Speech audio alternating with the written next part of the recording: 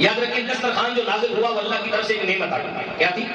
اللہ کی نعمت تھی جو دسترخوان کی صورت میں جنت سے آئی، حضرت عیسیٰ علیہ السلام پر نازل ہوئی اور ان کی قوم کے پاس آئی. یہی وجہ ہے دسترخوان نازل ہوا تھا اتوار کے دن. کب نازل ہوا تھا؟ اتوار کے دن. آج بھی دنیا میں جہاں جہاں عیسائی بستے ہیں وہ ہر اتوار کو بطور عید مناتے ہیں.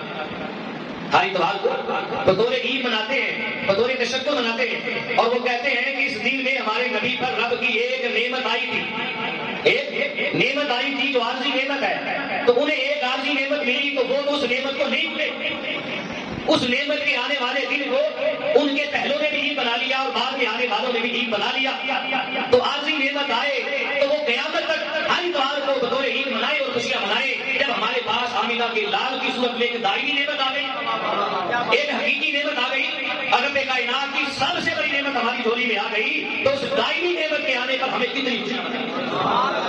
ہمیں تو ہر دن بطور عید منانا چاہیے. ہر دن نبی پر اللہ کی نعمت نازل ہوئی تو نبی نے نعمت کے آنے والے دن کو عید بنایا. نعمت کے آنے والے دن کو عید بنایا.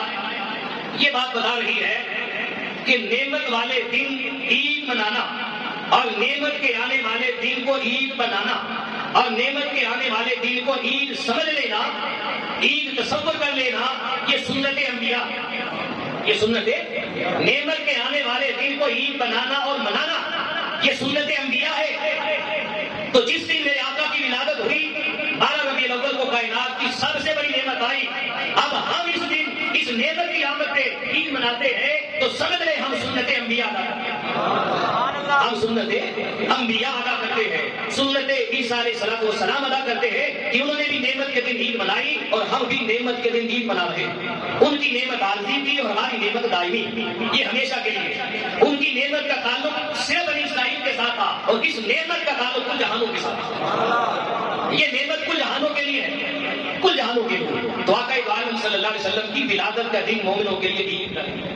کون سا دن ہے؟ عید کا دن. آگے چلے.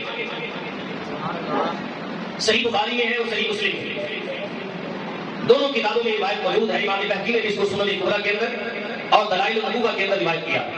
اس کے علاوہ بھی کتب حدیث میں روایت آئی کہ حضرت سیدنا فاروق اعظم رضی اللہ تعالی عنہ، ان کے پاس ایک یہودی آیا اور یہودی نے آ کر سیدنا فاروق اعظم رضی اللہ تعالی عنہ سے کہا، بڑی قابل ترجمہ بتاؤ. سیدنا فاروق اعظم رضی اللہ تعالی عنہ سے یہودی نے کہا کہ یا فاروق اعظم، تمہارے قرآن کے اندر ایک آیت کریمہ ایسی ہے کہ اگر وہ آیت کریمہ ہم یہودیوں کی کتاب میں آ جاتی تو اس آیت کے اترنے کے دن کو ہم بطور عید منایا کرتے. کیا کرتے ہیں؟ یہودی کہہ رہا ہے سیدنا فاروق اعظم سے مکالمہ کر کے کہ تمہارے قرآن میں ایک ایسی آیت ہے، اگر وہ آیت ہم یہودیوں پر آ جاتی اور ہماری کتاب میں آتی تو ہم اس آیت کے آنے والے دن کو عید بنا لیتے اور اس دن عید منایا کرتے. جس دن قرآن کی ایک آیت نازل ہوئی، الیوم اکملت لکم دینکم واتممت علیکم نعمتی ورضیت لکم الاسلام دینا.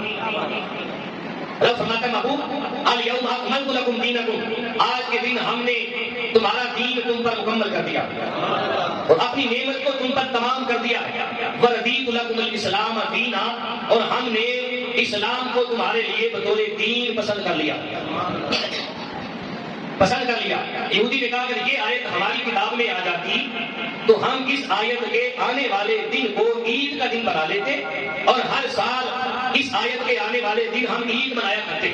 کون کہہ رہا ہے؟ یہودی. کون کہہ رہا ہے؟ اور کہہ کسے رہا ہے؟ سیدنا فاروق اعظم صحابی سے. آپ قربان جائیں سیدنا فاروق اعظم کی شان پر، آپ کے مقام پہ قربان جائیں. آپ نے کیا کمال کا جواب دیا. ایسا جواب دیا کہ یہودی کا اعتراض و سوال بھی رد ہو گیا اور مصطفیٰ کے صحابی نے جواب دے کر مومنوں کے دلوں کو بھی خوش کر دیا. فرمایا یہودی، اگر یہ آیت تمہاری کتاب میں آتی اور تمہارا مقدر بنتی، اگر تمہارا نصیب بنتی تو تمہارا مقدر یہ ہوتا کہ تم اس آیت کے اترنے کے دن ایک عید منا لیتے. کتنی عیدیں؟ ایک عید منا لیتے. اگر تمہارا مقدر ہوتا، تمہارا نصیب ہوتا تو اس آیت کے آنے کے دن تم ایک عید مناتے. کا مبارک ہمیں جس کے لیے یہ آیت نازل ہوئی، ہم پہلے سے اس دن میں دو عیدیں منائے ہیں.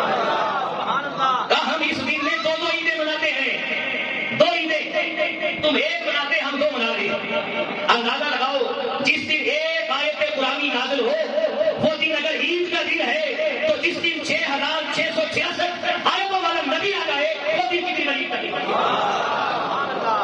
جس دن ایک آیت آ جائے وہ عید ہے، اور جس دن آیتوں والا نبی آ جائے، جس دن صاحب قرآن آ جائے اور ساری آیتیں لے کر اپنے سینے میں سما کے آ جائے، وہ کتنی بڑی عید ہوگی مومنوں کی. اور وہ عید میلاد النبی ہے، وہ 12 ربیع الاول کی عید ہے جس عید میں آج اللہ نے ہمیں اور آپ کو توفیق دی ہے.